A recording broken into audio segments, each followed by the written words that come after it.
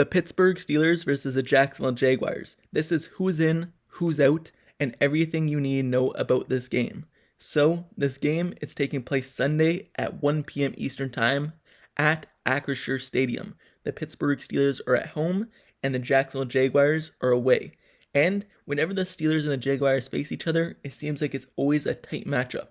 Whether it be a high-scoring game, like in that playoffs the one year, or just a regular season where it's usually a lower scoring game. But it's always a tight matchup with a lot of turnovers involved. And the Steelers come to this matchup after winning last week, and so do the Jaguars. So just to start off with the injuries, who's in, who's out, and who's questionable for the game.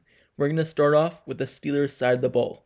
So the Steelers come into this matchup with a lengthy injury report. So the players that were participation in practice on Friday was Deontay Johnson. He's a full participant with a hamstring injury, but on Thursday he did not participate. Joey Porter Jr. on Friday was a limited participant with a calf injury. Anthony McFarland Jr., who's still on injured reserve with a knee injury, he was a full participant.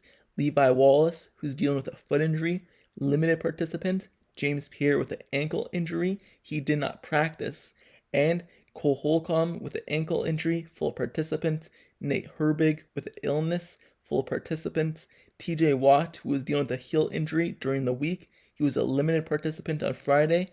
And Cameron Heyward, he's still on injured reserve. He returned to practice this week with a groin injury, where he had to have surgery on. He was a limited participant on Thursday, but full participant on Friday. And finally, Larry Ogunjobi with a shoulder injury. He did not participate on Thursday's practice, but Friday he did. And the only people who are questionable for this game and who might not play, if you look at it, it is Joey Porter Jr. with a calf injury. He is a destination for the game as questionable. Levi Wallace with a foot injury, he's questionable for the game as well.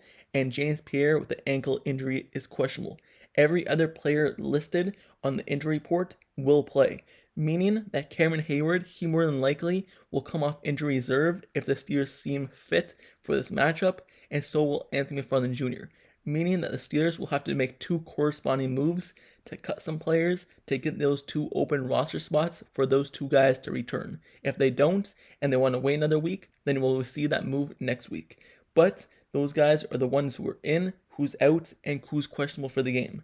Now, moving over to the Jacksonville Jaguars side of the ball and their injury report for this week. On Friday, cornerback Tyson Campbell with a hamstring injury was limited. Safety Andre Cisco with a hamstring injury was limited. Defensive tackle Davon Hamilton with a back injury was a full participant. Wide receiver Zay Jones with a knee injury did not participate. Cornerback Gregory Jr. hamstring injury, he was a full participant. Quarterback Trevor Lawrence with a knee injury was limited. Offensive lineman Walker Little with a knee injury limited. And offensive lineman Brandon Sheriff with an ankle injury was limited. So with those guys, they have a lot of game statuses. Like I said, Campbell is questionable. Cisco, questionable. Zay Jones is out for the game. Junior, hamstring injury, out as well. Trevor Lawrence, questionable, but he will definitely be playing. Walker Little, questionable. Brandon Sheriff, questionable. So all those guys who appeared on the Friday injury report are basically either questionable or out for the game. That's different from what the Steelers do. Usually, even if they're on the Friday injury list, if they're limited, they will be playing. But I guess Jacksonville does stuff differently with how they announce the game statuses for their players, and more than them are questionable and some of them are out. But that's who's going to be playing, who won't be playing, and who might be playing for the Jacksonville Jaguars this week against the Steelers. Like I said, Trevor Lawrence, he definitely will be playing, even though he's questionable for the game. He's talked the talk this week, talking about the Steelers' terrible towels and stuff like that. He will be playing this week, so expect that.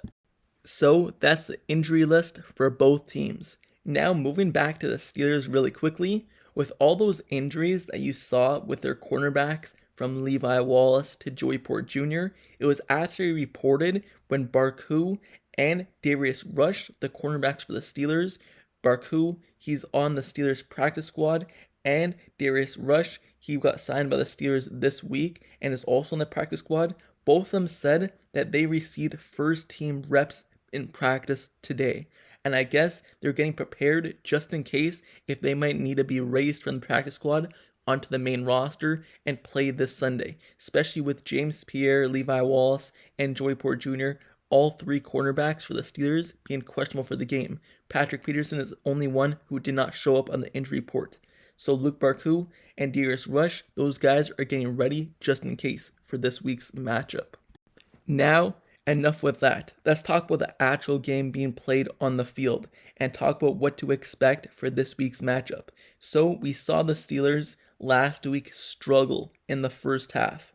They struggled to get any points, only scoring 3 points in the entire first half. But in the second half, that's when their defense stepped up, got that interception by TJ Watt, got the ball inside the 10-yard line, they scored a touchdown, and ever since that, their offense took off, scoring points, and their offense looked so much better in the second half. So they're going to have to build off that. We're going to see this week if that was just all fluke. Are the Steelers really a team that has stepped up after the bye week? Is their running game actually improved? Is their passing game actually improved? Or was that all just last week and they're not going to build off that? Let's see if Kenny Pickett's able to build off his performance. George Pickens, Deontay Johnson, Najee Harris finally having that good game running the ball. Jalen Warren, let's see if they're able to build off last week, or was that all just last week and left in the past? Let's see if Matt Canada is able to continue to call good plays after last week's matchup where he actually did a decent job in the second half. And the defense, the cornerback room, they've been solid last week, but in past weeks they have not been. So let's see if they're able to stay solid this week as well against the Jaguars, who have some really good players at the wide receiver position, running back position, and upcoming guy in Trevor Lawrence, who looks to be taking that next leap in the Jacksonville Jaguars offense. Let's see if TJ Watt, he got 0 sacks last week, along with Alex Highsmith. Let's see if those guys are able to actually get to the quarterback this week. Even though TJ Watt got the interception, we're so used to him getting his sacks. Let's see if he's able to continue to be up in the leader of the league in sacks, or is he going to fall behind in that category this week once again? But that's the offense, the defense, what to expect for the Steelers, and some stuff to keep your eye on. Now moving over to the Jacksonville Jaguars side of the ball. This year, they have been doing good on and off, running the ball, especially with Travis Etienne. Last week, with 2 touchdowns, he was able to produce. But some weeks, he's not able to produce. So let's see what he's able to do. And you always have to keep an eye on him catching the ball over the backfield. He's a quick and shifty and fast running back, and someone who has good hands out of the backfield and can make people miss. So you have to keep your eye on him. And also, even though Calvin Ridley came into the Jaguars looking to be the number 1 wide receiver, and many people thought he would be, he just has not been able to get the targets and the catches and the yards that we all expected him to have before the season started. The main guy, once again, has been Christian Kirk. When he first signed with the team, that contract looked really bad, and it looked like they really overpaid for a guy like him. But now, it looks like that contract is well worth it. He's the best wide receiver they have on the team, and he's the guy that steps up every single week for them, and Trevor Lawrence's favorite target.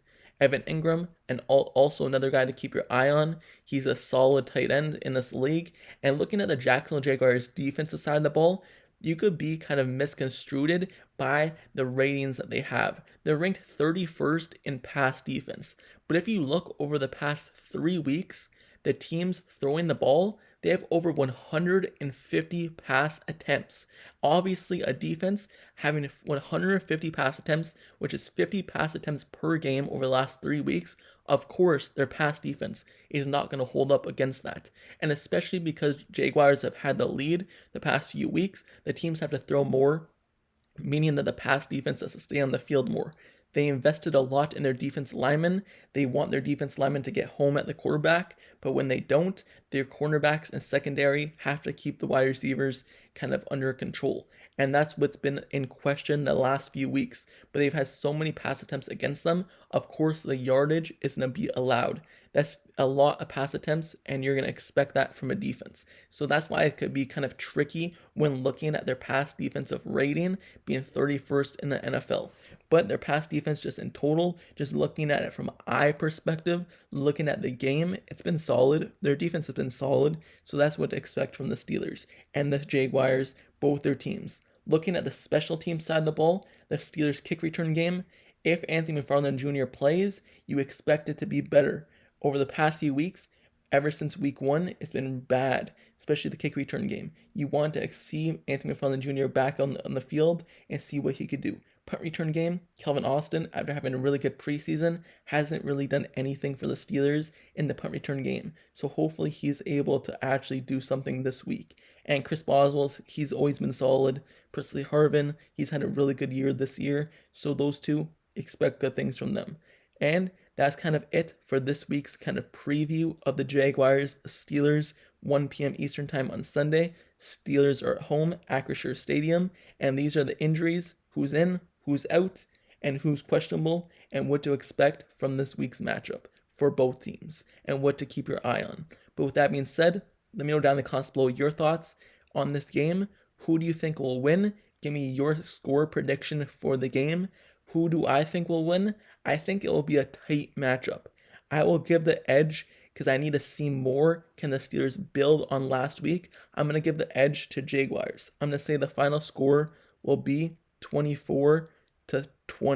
So you have to keep an eye on if the Steelers are able to build. But if they show stuff and they actually show they could build on last week, then I could predict them to win more matchups down the road. But I need to see them build on last week. Give me your thoughts down in the comments below on who's injured and your thoughts on the game. And don't forget to subscribe to the channel down below as well if the Steelers content analysis reports. Like the video, turn on post notifications down below for this channel as well so you get notified whenever I post next Steelers video. I post new videos every single day to keep you guys up to date with everything going on. I cover everything Pittsburgh Steelers, and this is the best spot to receive Steelers news immediately. Stay tuned with notifications on. Like, comment, subscribe, and I'll see you guys all later. Till next time, I'm out. Peace.